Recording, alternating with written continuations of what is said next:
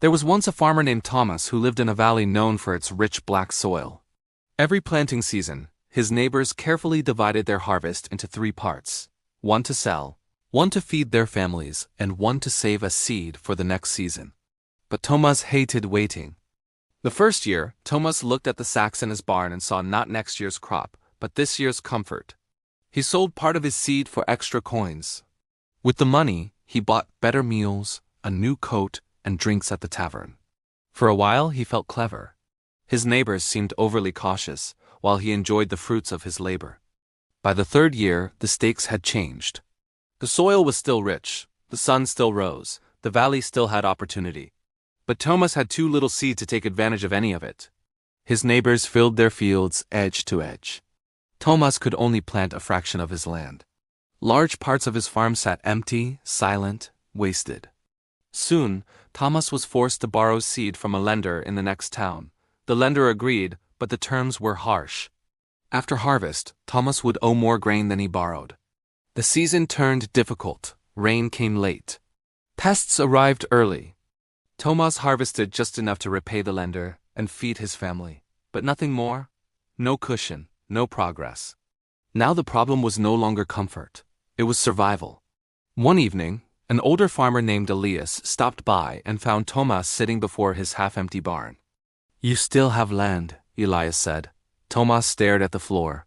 "Land means nothing without seed." Elias nodded. "Exactly. And in life, many people mistake the harvest for wealth. The real wealth is the seed." That single line changed how Thomas saw everything, because this fable is not really about farming. It is about investing. A lot of people think wealth is what they can spend right now. A raise, a bonus, a windfall, a stock gain, those things feel like harvest. But if every gain is used for lifestyle, status, or quick pleasure, then the engine that could have produced future wealth gets eaten alive. In the investing world, the seed is capital. And one of the clearest real-world examples of protecting seed is Warren Buffett.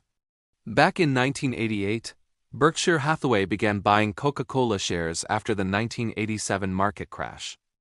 Over time, Berkshire acquired roughly 400 million shares at about $1.3 billion.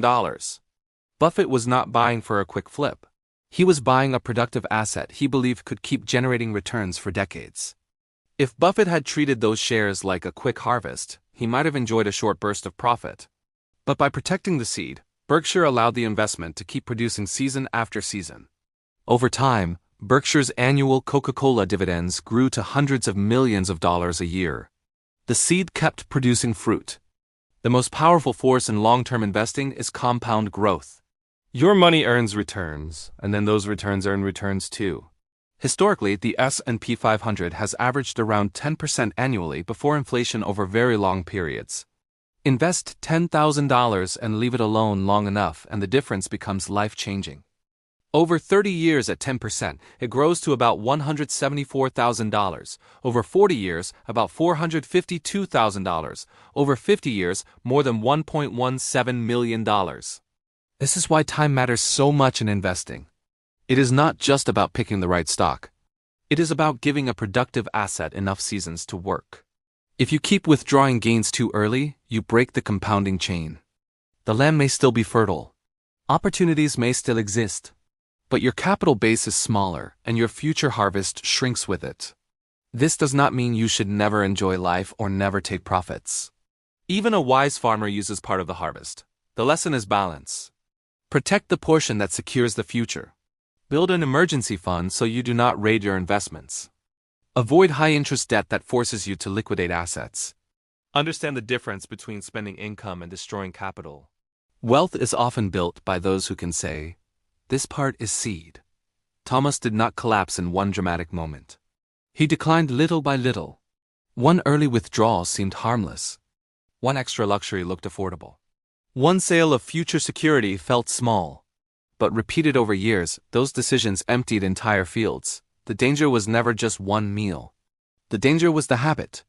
So the next time you are tempted to cash out an investment for something flashy, remember the farmer in the valley.